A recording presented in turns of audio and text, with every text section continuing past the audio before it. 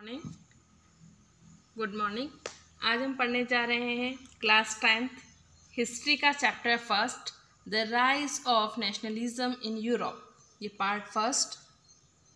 जिसने मेरे चैनल को लाइक एंड सब्सक्राइब नहीं किया है वो लाइक एंड सब्सक्राइब कर दें और बेल आइकॉन का यूज़ करें और मेरी वीडियो को पूरा देखें।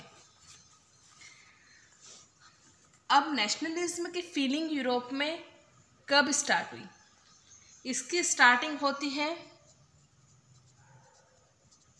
फ्रेंच रिवॉल्यूशन से।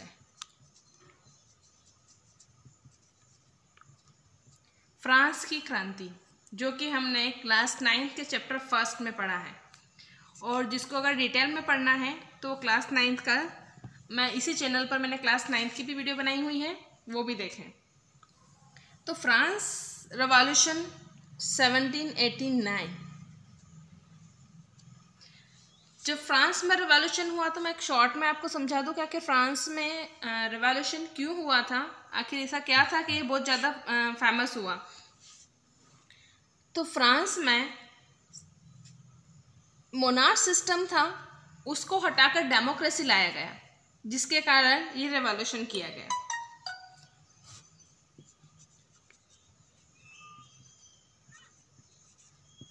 Monarch system abolish and adopted democracy, यानी मोनार्क सिस्टम को एबॉलिश किया गया और डेमोक्रेसी को अपनाया गया। ये हुआ था फ्रेंच रिवॉल्यूशन में। अब इस रिवॉल्यूशन में बहुत सारे चेंज किए गए।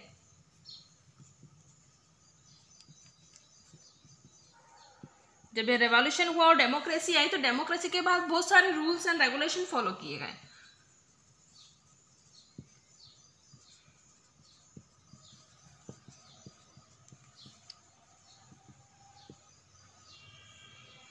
सबसे फर्स्ट कौन कौन से चेंज थे जिनको अडॉप्ट किया गया था? पावर,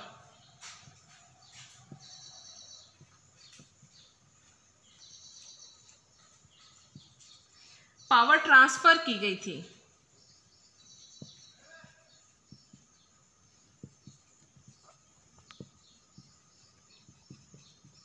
मोनार्क से कॉमन पीपल में।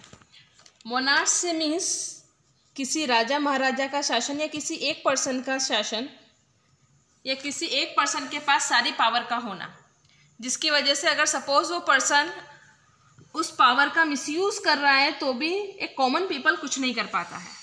तो ये सारी चीज़ें बहुत ज़्यादा प्रॉब्लमेटिक थी, जिसकी वजह से डेमोक्रेसी जब आई तो जो पावर थी वो कॉमन पीपल को दे दी गई। अपना एक न्यू फ्लैग बनाया गया जो 3 कलर में था।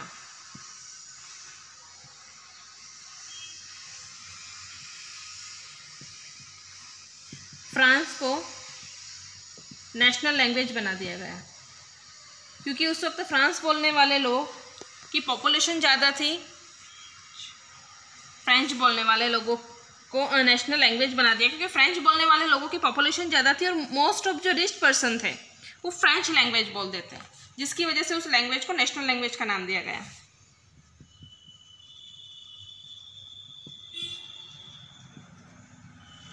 नेशनल एंथम कंपोज की गई।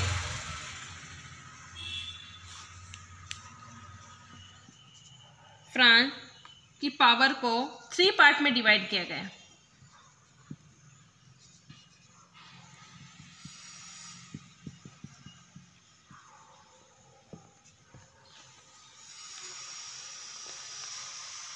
एक स्टेट जनरल होता था,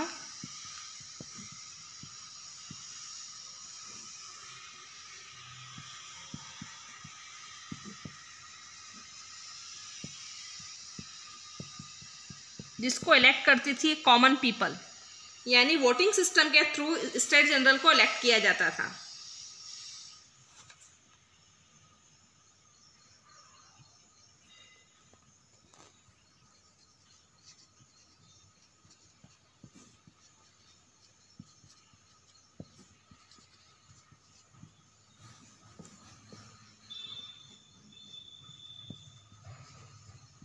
इंटरनल कस्टम ड्यूटी को एबॉलिश किया गया। एबॉलिश का मतलब खत्म कर देना। इंटरनल कस्टम ड्यूटी यानी हमारे यहीं से ही बिजनेस करना, यानी हमारे स्टेट में ही रहकर बिजनेस करना, एक माल का दूसरी जगह ट्रांसपोर्ट करना जिस पर कि टैक्स लगा दिया जाता था, तो उस टैक्स को हटा दिया गया था।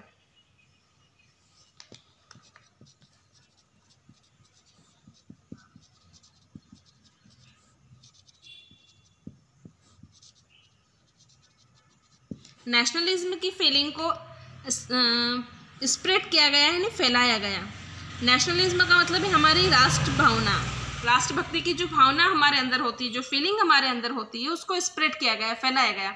क्योंकि ये फीलिंग सबसे पहले फ्रांस में आई थी और फ्रांस के लोग चाहते थे कि पूरे यूरोप में डेमोक्रेसी लाई जाए। इस वजह से वो लोग कुछ पार्ट में या कुछ हिस्सों में बट गए और अलग अलग स्टेट में जाने लगे और वो नेशनलिज्मिक फीलिंग को फैलाने लगे।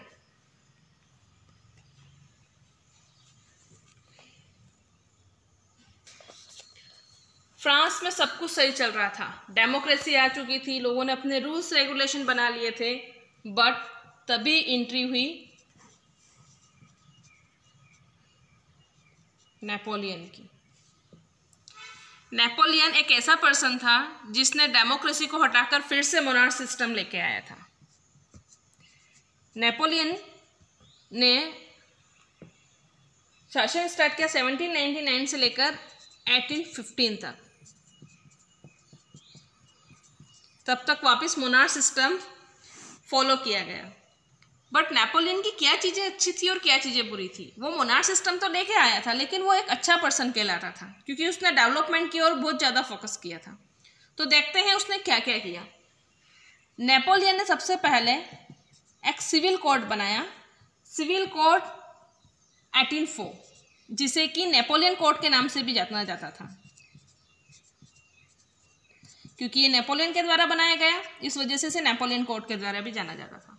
ये क्वेश्चन मोस्ट इंपॉर्टेंट है क्योंकि बहुत सी बार एग्जाम में क्वेश्चन पूछा जाता है कि what is civil code, what is Napoleon code and what is change done by the Napoleon. इस वजह से इसको बहुत अच्छे से देखें। नेपोलियन ने क्या क्या चीज़ें की थी।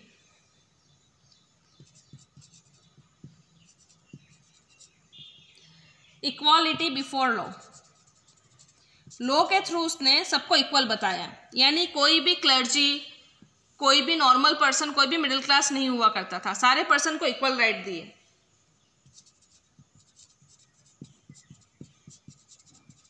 राइट टू प्रॉपर्टी, अगर आपके पास कोई प्रॉपर्टी है तो उस पर आपका ही अधिकार होगा।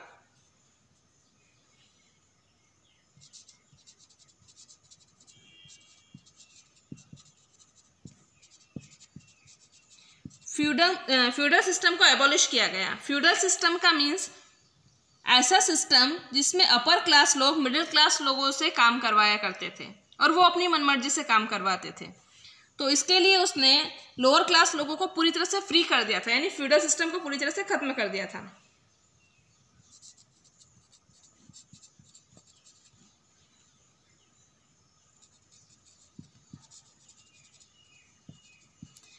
पीसेंट लोग, यानी पीसेंट लोग वो किसान जिनके पास अपने खुद के लैंड नहीं हुआ करती थी, वो अपर क्लास लोगों के यहाँ काम किया करते थे और अपर क्लास लोग उनके वर्क का मिसयूज किया करते थे, यानी बहुत ज़्यादा काम करवाकर उन्हें बहुत कम पैसा देना। तो नेपोलियन ने उन्हें वर्क करने के लिए पूरी तरह से फ्री कर दिया था। फ्री कैसे किया? क्योंकि उसने फ्यूडल सिस्टम को हटा दिया था।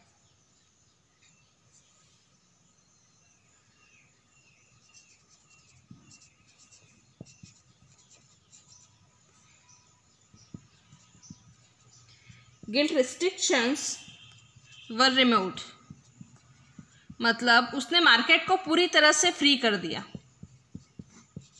यानी अगर आप कोई बिजनेस करना चाहते हैं तो वो पूरी तरह से मार्केट फ्री था, उस पर ऐसा कोई टैक्स नहीं लगाया जाता था कि आप मार्केट कर रहे हो तो उन्हें अलग से कोई टैक्स पे करना होगा।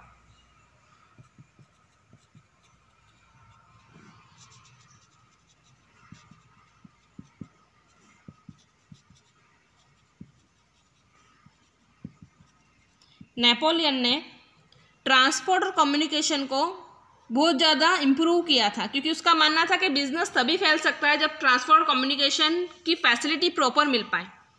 तो उसने रोड बनाना, ट्रांसपोर्ट, कम्युनिकेशन, इन सारी चीज़ों पर फोकस किया जिसकी वजह से बिजनेस डेवलप हो सके। ये सारी चीज़ें थी जो नेपोलियन ने क्या बेनिफिट थी या बहुत अच्छी चीज़ें थी। तो कुछ चीज़ें ऐसी भी थी जिसकी वजह से नेपोलियन को एक अच्छा पर्सन नहीं माना जाता था। तो उसका ड्रॉबैक देखते हैं। ऐसी क्या चीज़ें थी जो नेपोलियन में अच्छी नहीं थी।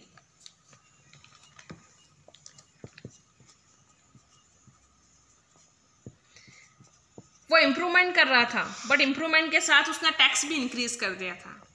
वो lower class, middle class, upper class सभी लोगों से टैक्स लेता था, पर उसे इम्प्रूव कर दिया गया था।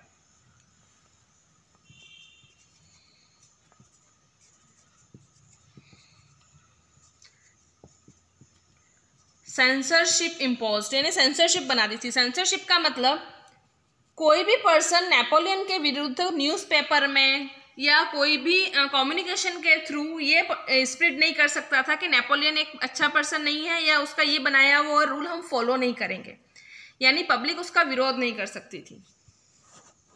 अगर उसने ऐसा किया तो उसे वहीं शूट कर कर मार दिया जाता था।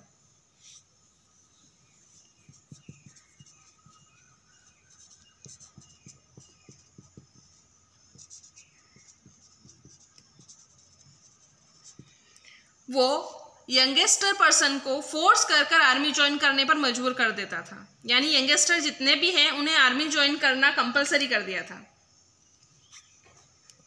ये बात करी हमने 1799 से लेकर 1785 जो नेपोलियन का राज चला। नेपोलियन ने आखिर क्या किया, उसके पहले हम चलते हैं मिड 18th सेंचुरी में। आखिर इससे पहले क्या रूल फॉलो किए जाते थे, यानी 1750 से स्टार्ट करके 1815 तक, यानी 1715 में क्या था उसके बारे में हम पढ़ेंगे। आखिर वहाँ पर सोसाइटी डिवीज़न किस हिसाब से होता था। सोसाइटी डिवीज़न को कितने पार्ट में बांटा गया था। सोसाइटी डिवीज़न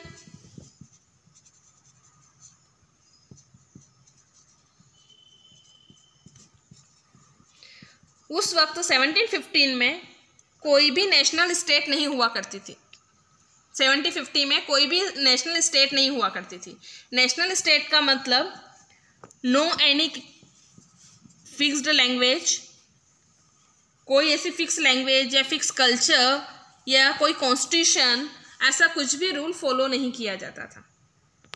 तो अगर नहीं किया जाता तो उस वक्त क्या था।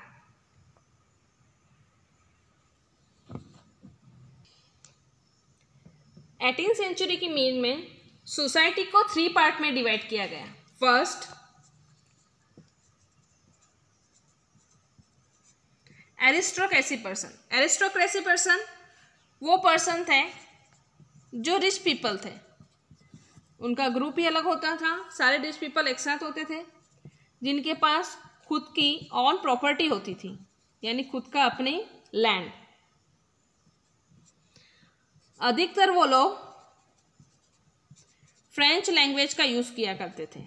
उनका मानना था फ्रेंच लैंग्वेज एक स्टैंडर्ड लैंग्वेज है, इस वजह से अधिकतर वो फ्रेंच लैंग्वेज बोलते थे। बट इनका ग्रुप स्मॉल होता था, वो अपना एक छोटा सा ग्रुप बनाते थे। उन लोगों की मैरिज, उन लोगों के बच्चों की मैरिज अधिकतर उन्हीं पर्सन के साथ होती थी जो फ्रेंच लैंग्वेज बोलते थे या फिर वो रिच पर्सन होते थे। ये किसी भी मिडिल क्लास से अदर लैंग्वेज बोलने वालों से अपना कोई रिलेशन नहीं रखते थे। ये सोसाइटी डिवीजन का फर्स्ट पार्ट था। सेकेंड पार्ट था पिसेंट्री। पिसेंट्री ऐसे पर्सन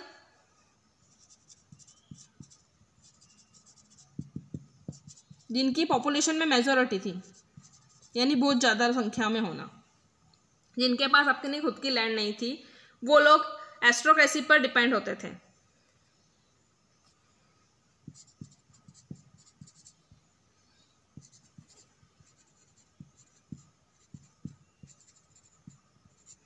वो लोग लॉक्ड होते थे एरिस्टोक्रेसी के अंदर, यानी उनके पास लैंड नहीं होती थी, तो एरिस्टोक्रेसी पर्सन जो कहते थे उन्हें वही वर्क करना होता था। अब थर्ड पार्ट में आता है मिडिल क्लास। तो ये मिडिल क्लास लोग कौन थे? मिडिल क्लास लोग ये पिसेंट्री का ही एक पार्ट था, बट ये लोग ऐसे पर्सन थे जो कहीं इंडस्ट्री में या किसी जॉब में या फिर डॉक्टर, इंजीनियर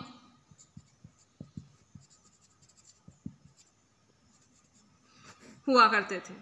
ये मिडिल क्लास लोग निकले हुए पिसेंट्री से ही थे, बट ये किसी अच्छी जॉब में वर्क किया करते थे, पढ़े लिखे लोग हुआ करते थे। अब इन लोगों की मेंटेलिटी थी, इन लोगों के सोच में आया कि वाकई में पिसेंट्री लोग ऐसे हैं जिनके पास अपने खुद के कुछ राइट्स नहीं हैं। तो आखिर क्या क्या चेंज वो लोग चाहते थे? मिडिल क्लास के लोगों के द्वारा जो चेंज वो लोग चाहते थे, फर्स्ट था फ्रीडम। उनका मानना था कि पिसेंट्री लोगों को भी पूरी तरह से बिजनेस या अपना वर्क करने की फ्रीडम दी जाए।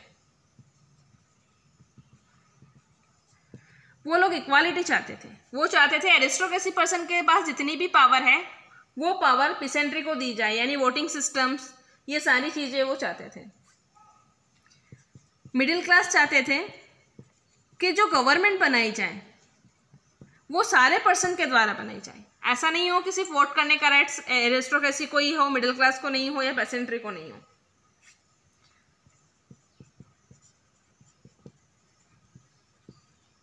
वो मोनार्क सिस्टम के अगेंस्ट थे। उनका मानना था कहीं भी मोनार्क सिस्टम को फॉलो नहीं किया जाना चाहिए।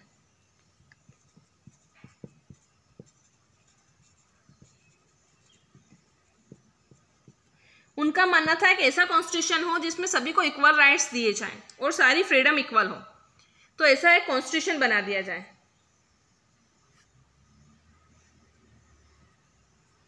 पर उस वक्त सबसे ज्यादा 2 प्रॉब्लम को फेस करना पड़ा।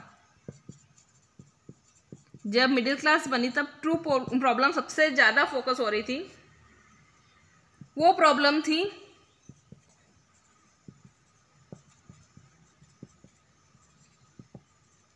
वोट देने का राइट सिर्फ उन्हीं लोगों के पास था जिनके पास अपनी खुद की लैंड हो या बहुत सारा पैसा हो। मिडिल क्लास को या उससे डाउन पीपल को वोट देने का अधिकार नहीं था। लेडीज को तो उस वक्त था ही नहीं कोई राइट्स।